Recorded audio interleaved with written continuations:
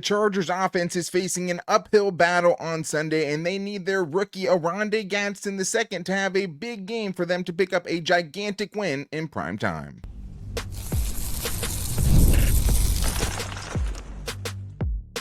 You are Locked On Chargers, your daily podcast on the Los Angeles Chargers. Part of the Locked On Podcast Network, your team every day. What is up, and welcome into the Locked On Chargers podcast. I'm your host, Daniel Wade, joined as always by my co-host, David Drogemeyer, and we've been covering the Chargers now for 10 seasons, but this is our 8th year as the host of the Locked On Chargers podcast, bringing you your team every day. Thank you to the everydayers out there for making us your first listen. To make sure that you never miss the show, go subscribe or follow for free on the Locked On Chargers YouTube channel and listen wherever you get your podcast from. David, what do we got today? Daniel, the Pittsburgh Steelers have an excellent pass rush, and they absolutely are going to try to get after Justin Herbert. So the Chargers have to get the ball out quickly, and a great option in this game will be the rookie sensation, Oronde Gadsden II. He has to be heavily involved in the game plan. Aaron Rodgers, the 41-year-old quarterback, still out there slinging it around, getting it done. He is a much different quarterback when he's under pressure, so the Chargers absolutely have to heat him up. And of course, we finish this thing up with our bold and game predictions.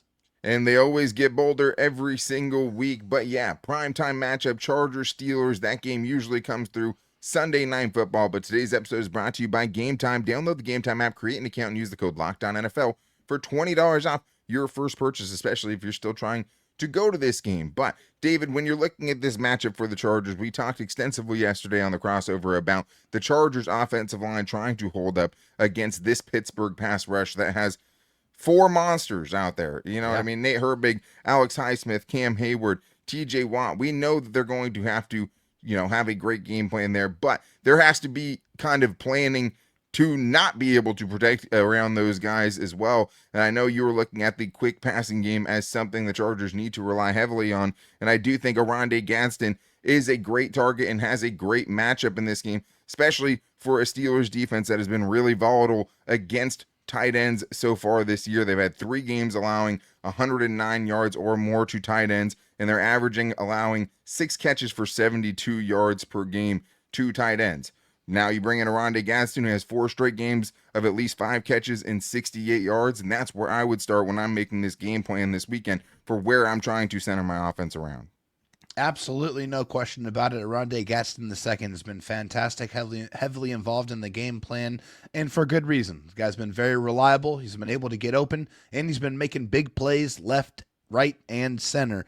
And fortunately for him, he's got a great matchup against the Pittsburgh Steelers, who allowed 7 for $143 to Tucker Kraft, 7 for 81 to Harold Fandon Jr., and 88 for 90 to the good old former friend Hunter Henry of the New England Patriots. And with this matchup, the reason why it's such a juicy matchup is the linebackers and safeties are really, really bad. I mean, Chuck Clark, 10 receptions on 10 targets, 78 yards and a touchdown. Juan Thornhill, 11 receptions on 12 targets. The linebacker Cole Holcomb, 8 receptions on 8 targets. And linebacker Peyton Wilson, 31 receptions on 34 targets for 288 yards and 2 touchdowns.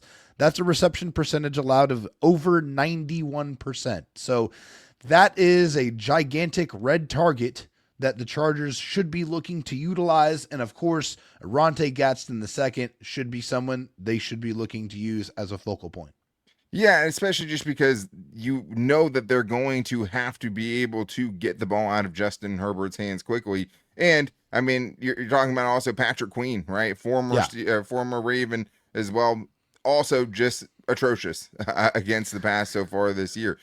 And that's the thing that's so confusing about how many passing yards this Steelers defense has given up. And I talked to Christopher Carter about it yesterday, and he was just saying, hey, there has been a big shift, defensively, schematically, to try to take away some of that quicker passing game because they know their older cornerbacks, Jalen Ramsey and guys like that, Darius Slay, can't stay with these guys as much as they once could.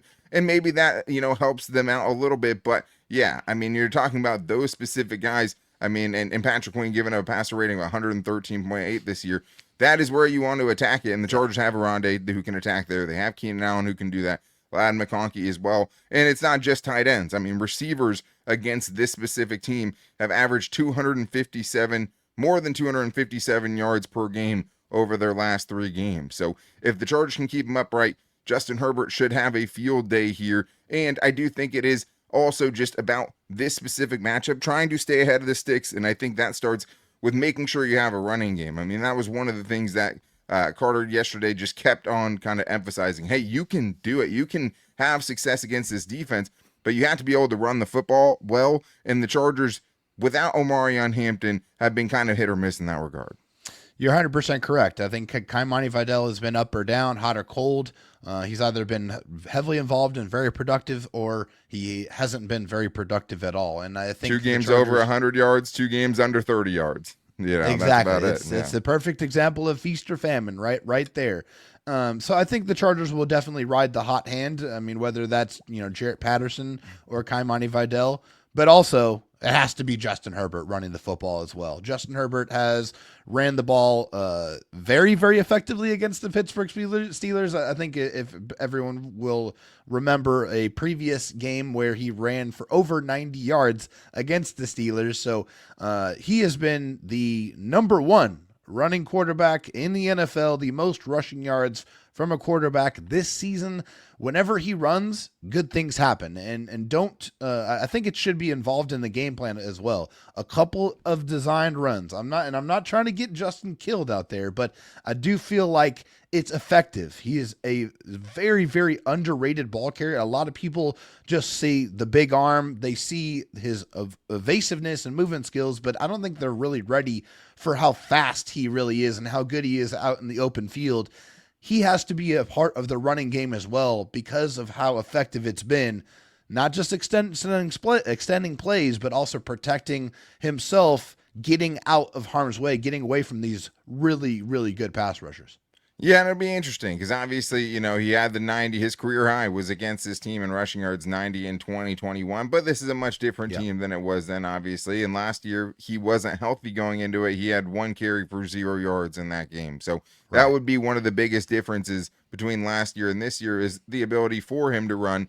But say what you will about their linebackers, they have very athletic linebackers. And I think that brings an interesting kind of equation to this one because only 2 quarterbacks in the 8 that they've played so far this year have had more than 12 rushing yards. So they've been pretty good. The other 2 went for 40 plus. So, the guys who have been able to do it, and Drake May being one of those guys, have found success doing it. But it's not like they've given up a bunch to quarterbacks so far this year. But I do think that, it's weird because as well as they did against Jonathan Taylor, like their rushing metrics, at least defensively, haven't been great. The 27th in run defense success rate, 24th in yards after contact allowed, 15th in yards per carry allowed overall. So it'll be interesting because it does feel like when Greg Roman has had a really banged up offensive line, he really tries to lean into that running game. Think about the Omarion Hampton game that he had after Joe Alt left the first time he got hurt against the Giants. But the last thing here is I just think that Greg Roman just has to have a hell of a game plan. Like you have to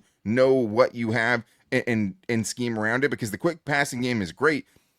When the other team knows it's coming, you get what you get last week and you have a pick 6 early on. So it'll be about when he dials these things up, when he decides to go max protect and take some shots, and also just who he's taking those shots at. Like, Christopher Carter said it yesterday, Joey Porter Jr., a little handsy. He has 4 defensive pass interferences so far this year. Take a shot there, right? Gain those yards in that way if you can. But I think it's just about him calling a screen pass when it's needed. Like, he just has to, I think, really have one of the best game plans that he's had this year. And it has to be kind of a little limited because of the offensive line, but at least you have a healthy quarterback going into it this time. That's a huge advantage. Whenever you got Justin Herbert out there feeling good, feeling healthy, feeling confident, then you are always going to have a chance. But I agree with you 100%. He's got to get very creative. He's going to have to protect. He's going to have to set things up so that he can hit things later on in the game. It's going to be very important that he does that from a protection standpoint, from a rushing standpoint, and, taking the shots down the field. It has to be set up properly. I think if it is, you could still find a lot of success, even with the obvious deficiencies on the offensive line. Well, and the thing is about Justin Herbert, whether or not, he goes for another 90 rushing yards, it's going to be his ability to not just find the scrambling yards, but being able to scramble long enough to find those passing lanes, Yeah. give your receivers a couple extra seconds to uncover, and then be able to still keep your eyes down the field and make those plays. I also think he just has to be really careful about batted balls because this is a team that has a Very ton of careful. them. And we talked about it yesterday, winning the turnover battle. This Chargers team has had a turnover every game since week one. That has to be better, especially against a team that has 16 takeaways so far this year. So watch the last week's game. That great Colts team turned it over 6 times. But we still have more to get into, including the defensive keys for success, how this Chargers team should go about trying to take Aaron Rodgers out of his game plan. We're getting into all that and more in today's Locked On Chargers podcast. If you're still overpaying for wireless, it's time to say yes to saying no. At Mint Mobile, their favorite word is no. No contracts, no monthly bills, no overages, no hidden fees, no BS. I said yes to making the switch and getting premium wireless for just $15 a month. Mint makes it simple. All plans come with high-speed data and unlimited talk and text delivered on the nation's largest 5G network. You can even bring your own phone and keep your same number and contacts. I think there's just a stigma around a really, really cheap phone service that makes you think that you're not going to have great coverage. That's just not the case. Maybe it was at one point, but there's really no reason to be paying hundreds of dollars for your phone bill anymore when you have somewhere like Mint that has a much better price. And I love that you're still getting that same quality service. Ready to say yes to saying no? Make the switch at mintmobile.com/LockedOnNFL. That's mintmobile.com/LockedOnNFL. Upfront payment of $45 required, equivalent to $15 a month. Limited time new customer offer for first 3 months only. Speeds may slow above 35 gigabytes on unlimited plan. Taxes and fees extra. See Mint Mobile for more details. The NFL season is back, and honestly, there's nothing better than being in the stadium, surrounded by fans cheering on your team, especially when you have the entire world and the entire country watching you in a big-time game like the one the Chargers have this weekend. But let's be honest, getting tickets can be a hassle between queues, login screens, and prices jumping up at checkout. It's super frustrating, and that's why I use Gametime, the app that gives the advantage back to the fans. Whatever you're looking for in a ticketing service, Gametime has you covered. It's fast, it's easy, and it's backed by the Gametime guarantee, which is so nice. You'll always get 100% authentic tickets delivered on time and at the best price. Plus, all fees are included, so the price that you see is the price that you pay. If you guys are still trying to get into this game this weekend, you can. And like I told you, yesterday it was around $175. Today, you can get in for $171. The price is going to continue to go down the closer it gets to kickoff. But I saw a bunch of really great seats for this matchup for under $200. And I do think it's going to be a very good game. So make sure you guys keep checking in on that the closer it gets to kickoff. But most importantly, download the Gametime app, create an account, and use the code LOCKEDONNFL for $20 off your first purchase. Terms apply. But again, that's promo code LOCKEDON NFL for $20 off. Swipe, tap, ticket, go. Download Gametime today. David, let's get into our keys for success on the defensive side of things here, because I do think the part of this game that scares me more is the Steelers defense, just in what they could potentially do to derail the Chargers offense with that huge advantage on the defensive front against the Chargers offensive line. The Chargers defense should be able to have a good game in this one. Like, this is not an overpowered offense that they're going up against. They should be able to find success here. More than that, even, this is an offense that goes 3 and out more than any other team in the league percentage-wise. It's very, very feast or famine, but it all starts with the quarterback, Aaron Rodgers, and trying to slow him down and heat him up. No question. I think when you look at Aaron Rodgers and what he's done this year, completing 76% of his passes when he's kept clean, when he's under pressure, only 42.3% of his passes. He does a good job of being able to be slightly mobile and extend plays and continue to keep his eyes downfield. He still has the big arm. He can absolutely still spin the rock, so he can get it out there. But obviously, you heat him up, you close things in around him, he can't really go anywhere. He's not going to be able to be running away or escaping very much. So you bring the heat and you really try to get him off his spot quickly. He's not going to be able to react in time, and you're going to be able to get him on the ground. Yeah, that's the hope. And for the Chargers this year, that's kind of been how it's gone. I mean, even Cam Ward last week, not the most mobile quarterbacks. Carson Wentz, it was the same thing. Geno Smith, Tua Tagovailoa. They've been able to get to all of those guys, for multiple sacks. And that has been, especially the last couple of weeks with the triumvirate of pass rushers the Chargers have now, they've been able to Yeah. get the job done. And they're going up against the line, that hasn't given up very many sacks this year, even with the lack of mobility that Aaron Rodgers has at this point. But this is my thing. You have to take the easy stuff away. I mean, just very quickly in watching the Steelers, you have a very good idea of what they want to do, and that's get the ball out of Aaron Rodgers' hands as quick as possible. Only Kyler Murray throws more balls at or behind the line of scrimmage than Aaron Rodgers so far this year. He has the least amount of throws of more than 5 yards down the field, and only 23% of his passes are going for 10 yards. Yeah, 71.2% of his passes are 0 to 9 yards from the line of scrimmage. Exactly, and he will choose his shots, but still 9.1% of his throws are going 20-plus yards down the field. And a lot of his passing yards so far this year are just yak. And that's what I mean by saying take away the easy buttons. You have to be able to go tackle out in space. You have to be able to challenge those receivers on the outside when they try to throw it out there quickly, because if not, they're going to stay ahead of the sticks and they're just going to eat you up. I mean, this is the guy that has the lowest average depth of target in the league for anyone with 100 dropbacks. He also has the second quickest time to throw in the NFL. You know what they're going to do. You have to be able to take that away from him. So I think especially when you're talking about the speed that they have between Calvin Austin, right? DK Metcalf is a freak athlete with tons of speed. You also have Roman Wilson out there now. One missed tackle could turn into a big play. We saw the Calvin Austin 50-plus yard touchdown that they gave up last year. This is not a team that gets a lot of big plays, but when they do, usually it's them getting the ball in the hands of their playmakers and them making something happen. If you can take that away, get them in 2nd and 12, keep them in 2nd and 9 because you're not getting those cheap yards, and make Aaron Rodgers have to hold on to the football a second, it's going to be a good thing for you, because I think it's just really about not letting them get going. This is a team that ranks 29th in the NFL and 3rd and 7+ percentage in converting those. Highest 3-and-out percentage in the league at 42.5% of the time. They're going 3 and out. They also rank 28th in yards per drive. If you can stop them from getting going, they can very easily get stuck in the mud and give you more chances against that good defense they have on the other side.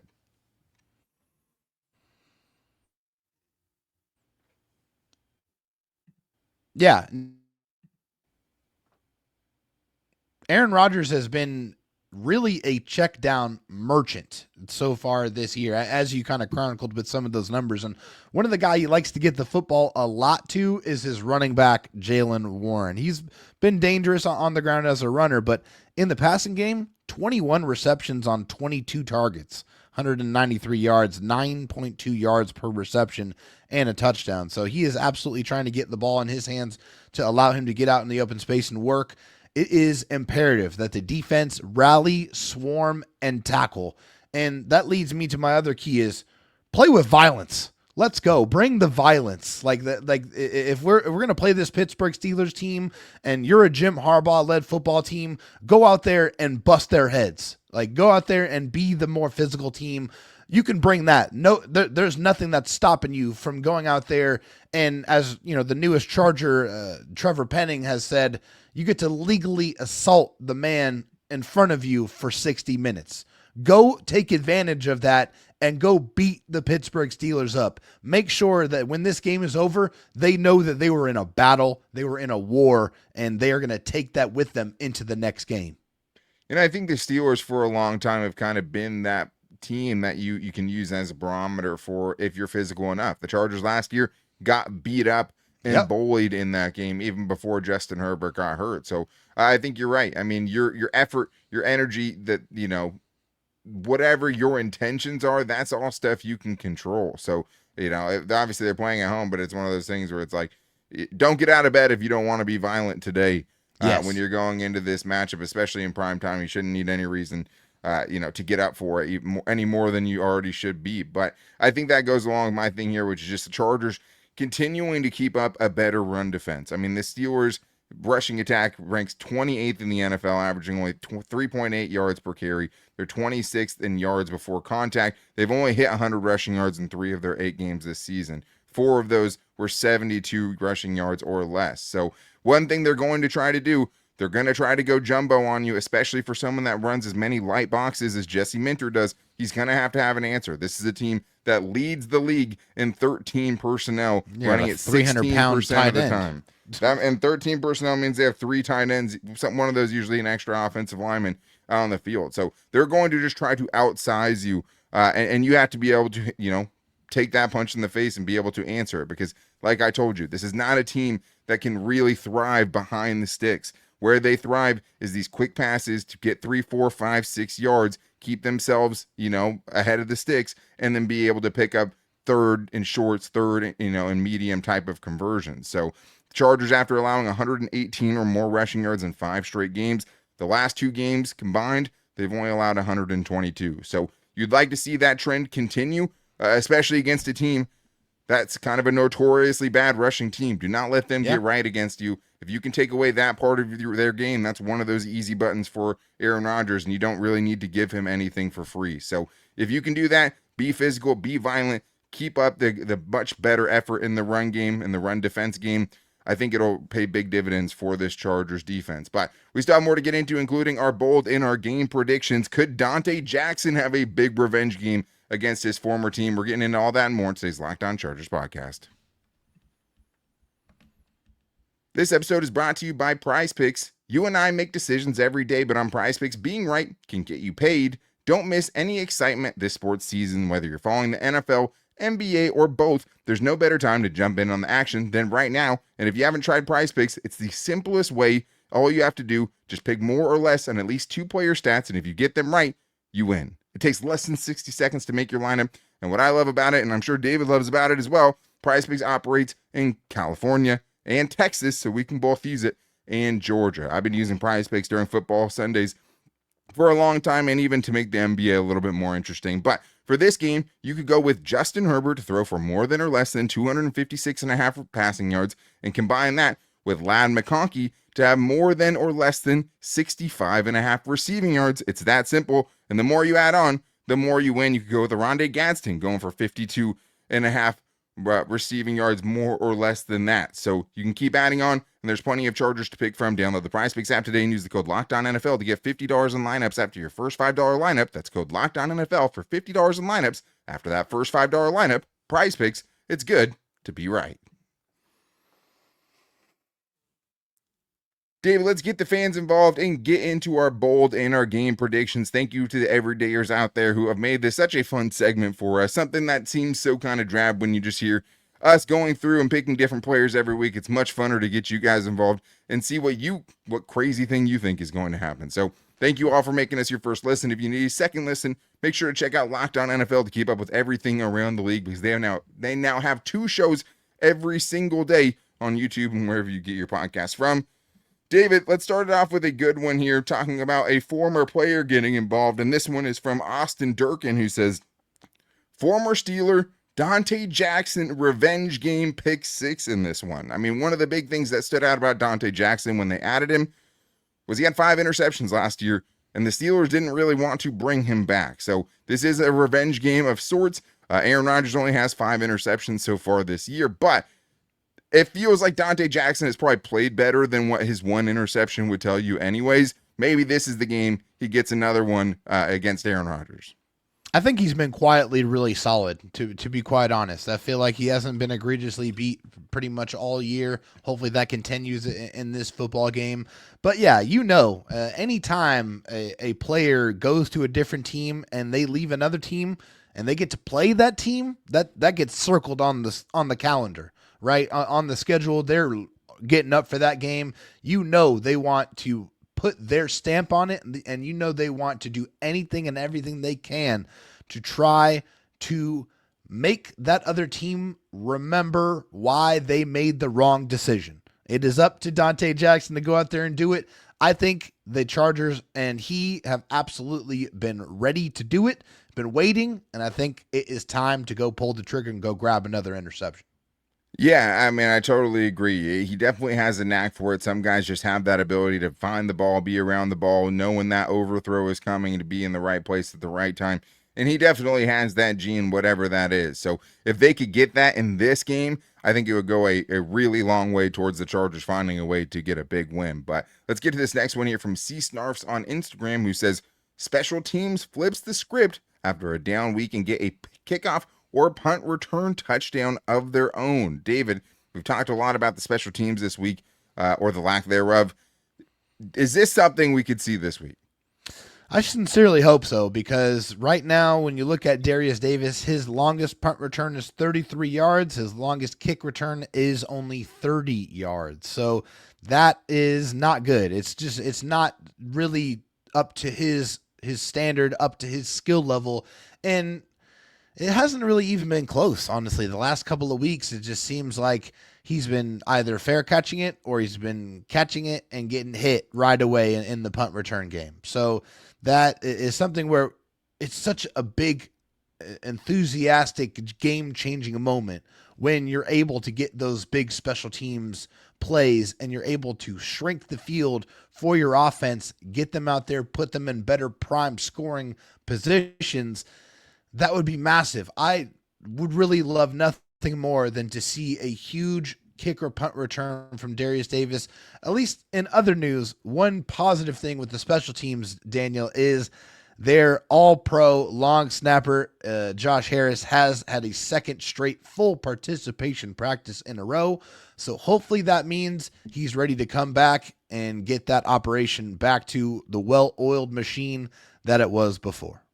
Yeah, at least that would be one part of the, special teams operations you wouldn't have to worry about as much, because with Rick Lovato, there were some sketchy snaps over the last few weeks. But yeah, I mean, I think they need Darius Davis to return, to that all-pro form, and that's realistically why he's on the roster, right? Like, if you're not bringing explosive returns to this team with how deep their wide receiving core is, what are you bringing, right? And I think, for him, punt return average, he averaged 16 his rookie year, which was best in the league, second team All-Pro, 12.4 his second year, and only 7.6 each punt return so far this year. So they desperately need him to get that back, because he's never really been great in the kickoff return game. He has the ability to do both, but it needs to start happening. And it also, I think, has a lot to do with the return units and how well they're setting up those chances for him and Absolutely. other guys. But he's just been in and out of the lineup mostly anyway. So let's get to this one here from Jose Alto, who says, assuming he plays, Trevor Penning surprises Chargers fans by only allowing one pressure and no sacks on Sunday night. This one's interesting, David, because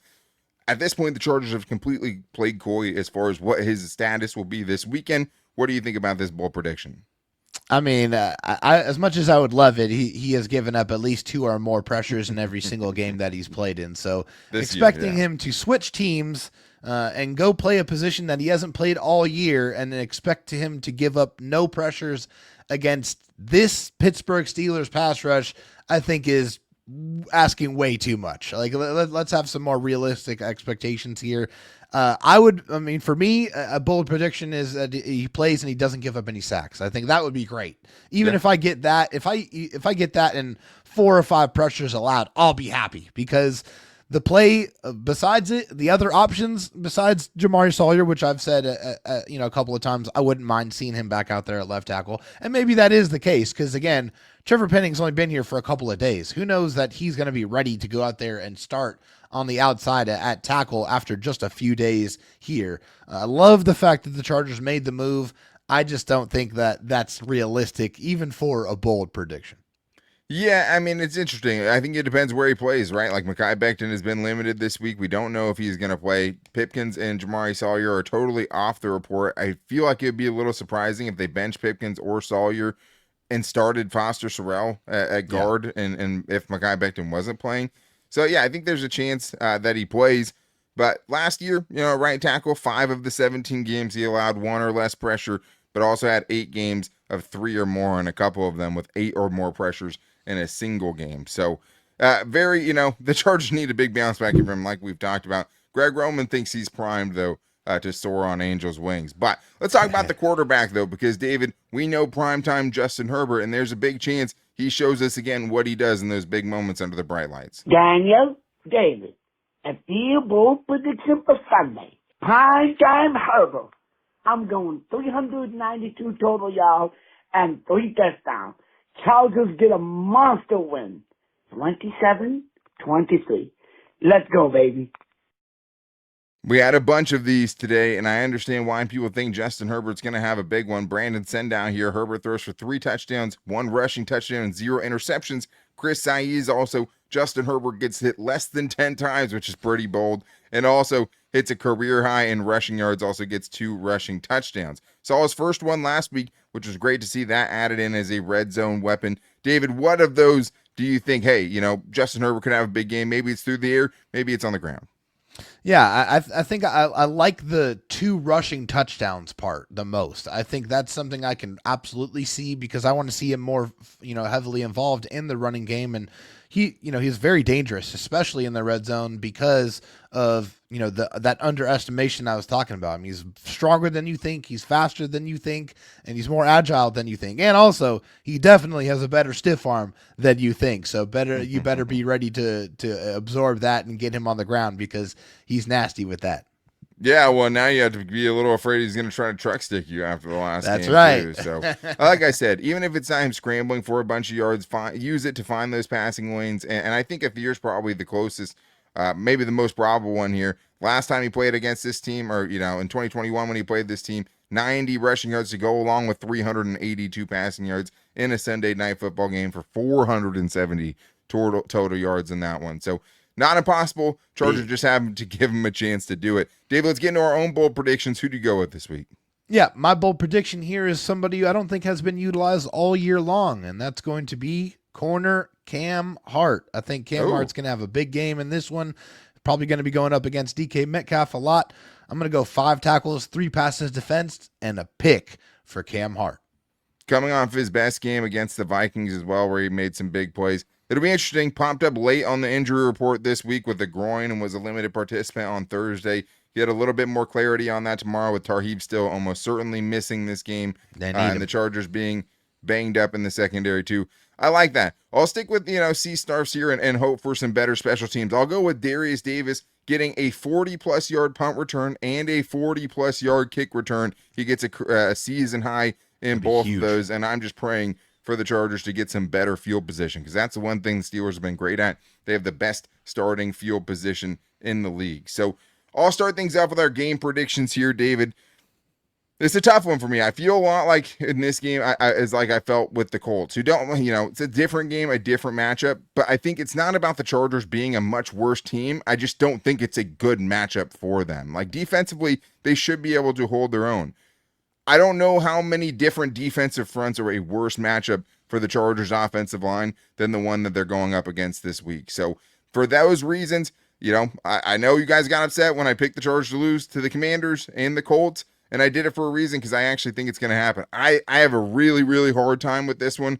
If I have to go with what I think is going to happen, I think the Chargers have a tough day offensively, have to settle for too many field goals. I have the Chargers losing on Sunday Night Football 19 and the Steelers getting 23. David, bring some hope to the fans. I know that there was always a chance that I would pick them to lose, and you might pick them to win. Or are you going to make Chargers fans happy tonight?